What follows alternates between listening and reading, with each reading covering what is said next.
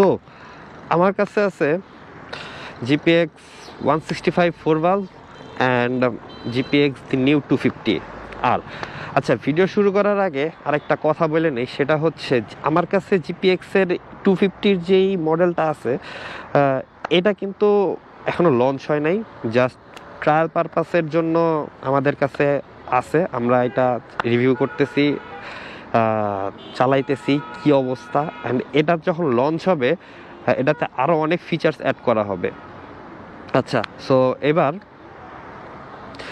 কিছু কম্প্যারিজন বলি। দুইটার লুক অলমোস্ট সেম,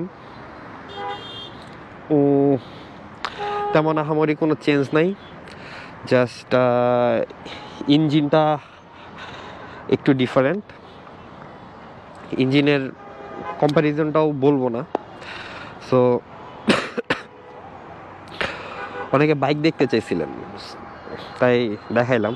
আচ্ছা চলেন, এবার হচ্ছে জাস্ট একটা 225 সিসি, একটা 165 সিসি, দুইটা সিটিং পজিশন অলমোস্ট সেম, মোটামুটি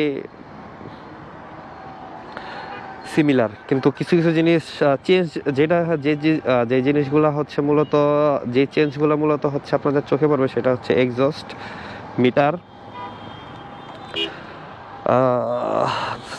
এগুলাই, লুকিং গ্লাস, সো আর হচ্ছে চাপাগুলা।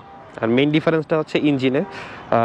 এই বিষয়টাতে পরে আসতেছি, কারণ যেহেতু বাইকটা লঞ্চ হয় নাই অ্যান্ড ইঞ্জিনের এটার যে স্পেসিফিকেশন আছে এটাও চেঞ্জ হবে, মিটারের নতুন অনেক কিছুই অ্যাড হবে। সো এটা আপাতত প্রাইমারিলি বিল্ড করা হয়েছে যে এই অবস্থায় বাইকটা কতটুকু পারফর্ম করতে পারে বা এটার পারফরমেন্স কেমন। তো যদি আশানুরূপ না হয় দেন এটাকে হচ্ছে আরও মেকানিজম করা হবে, দেন হচ্ছে বাইকটা লঞ্চ হবে। সো চলেন এটার ইনিশিয়াল অ্যান্ড টপ এন্ডে কেমন পারফর্ম করে সেটা দেখাই আপনাদের। চলেন, এই শাকিল হাওলাদার, যান আপনি সামনে যান গা।